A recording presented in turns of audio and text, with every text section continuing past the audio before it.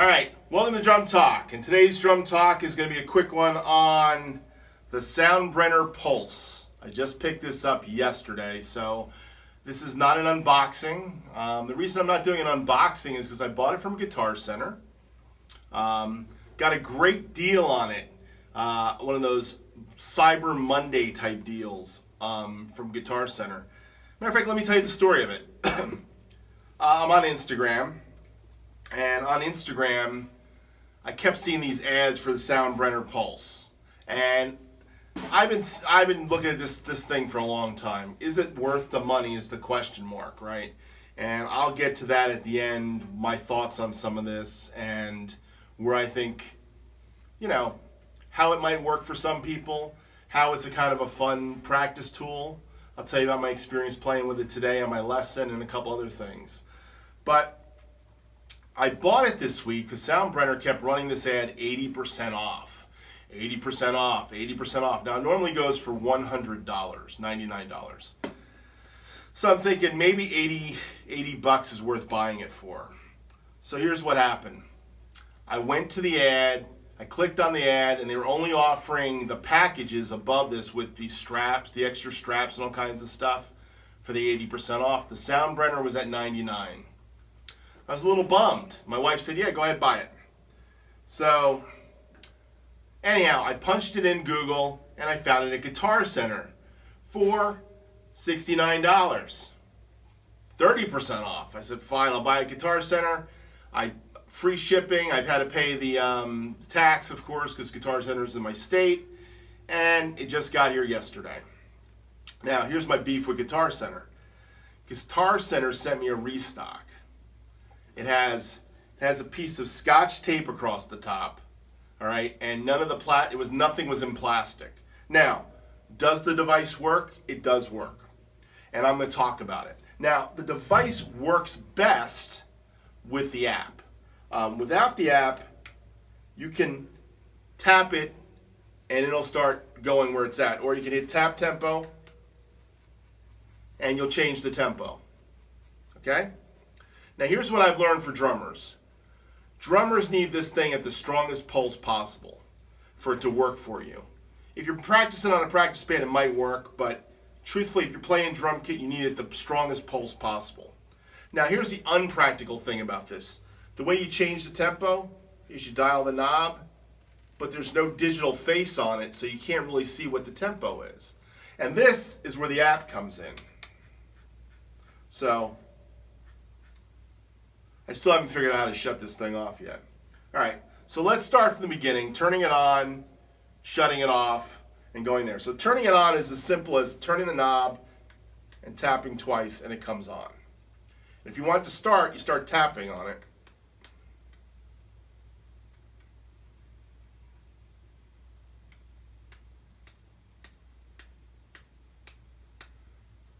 So that's working really well. And that's how it works. You tap it 4 times, it gets the tempo, and now you got your tap tempo when you start it. You want to increase the metronome speed, you dial the dial. And it goes faster. Now, to stop it,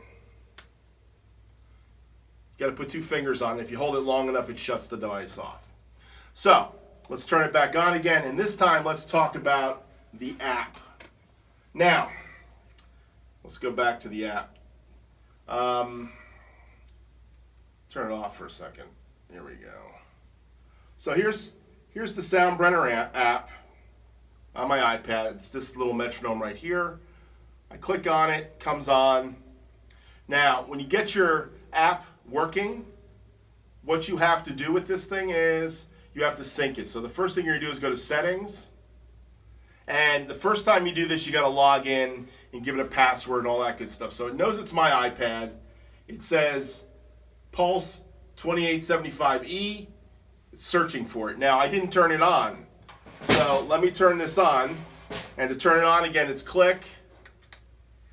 It's on. All right? So let's retry this again. It's searching for it. Once it locks on, it's there. It's locked. Now I cannot control the Soundbrenner from my hands. It's all got to be done through the app. So now I go to player, and it's a big metronome setting. And if you click it this way and you hit the play button, it starts going off. Now the other cool thing is you can set colors and stuff. So I've got it set for the strongest pulses, I think are green, and the secondary pulses, the eighth notes, the in-betweens, they are actually blue. Okay? So that's 70 beats per minute. So let's put this back in my spot. Here we go. So I got 70 beats per minute. 1, 2, 3, 4.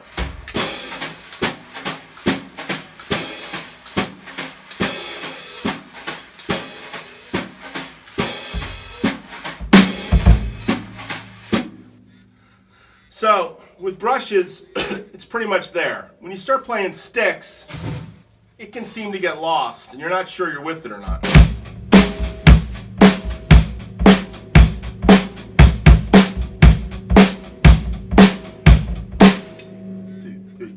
1, 2, 1 and 2 and 3 and 4.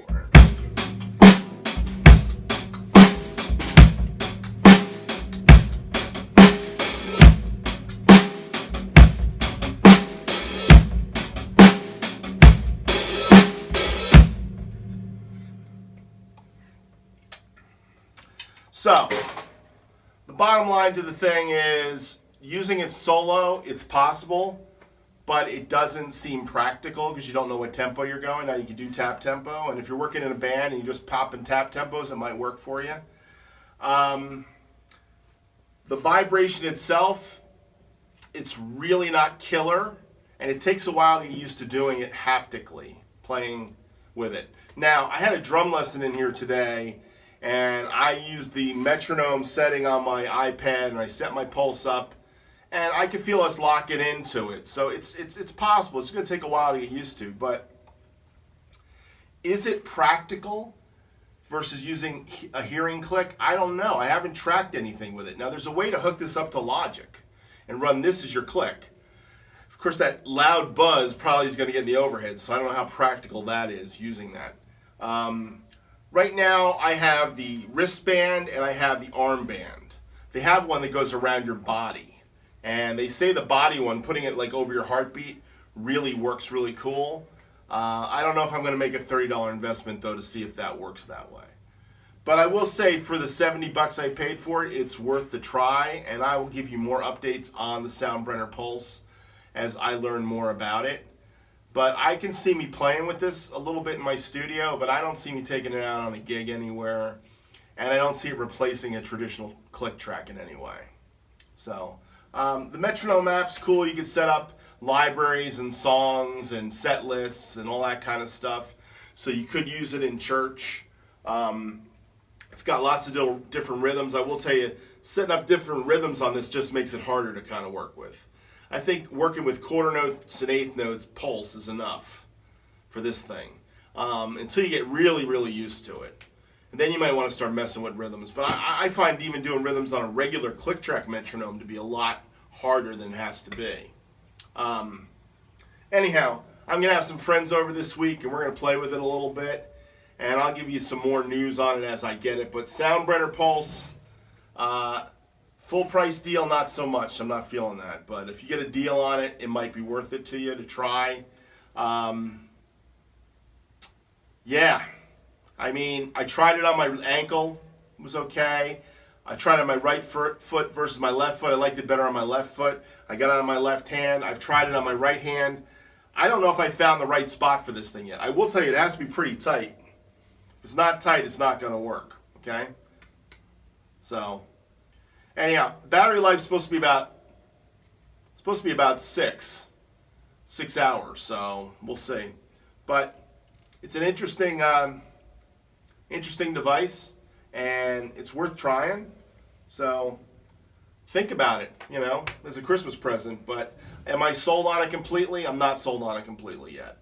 So more to come. I will try to figure things out and see if it gets better. I will let you know. But right now, it still doesn't seem to be enough pulse for me to feel comfortable playing kit with it. Okay? And I surely don't have this turning it on thing yet, or turning it off thing. Definitely don't have the turning it off thing. Go away. Anyhow. Well, that put it to sleep. I have no idea how I did that. Anyhow, it's supposedly pretty simple. I guess if you read directions, it might be. So, Soundbrenner Pulse. You decide. Have a good one. Bye.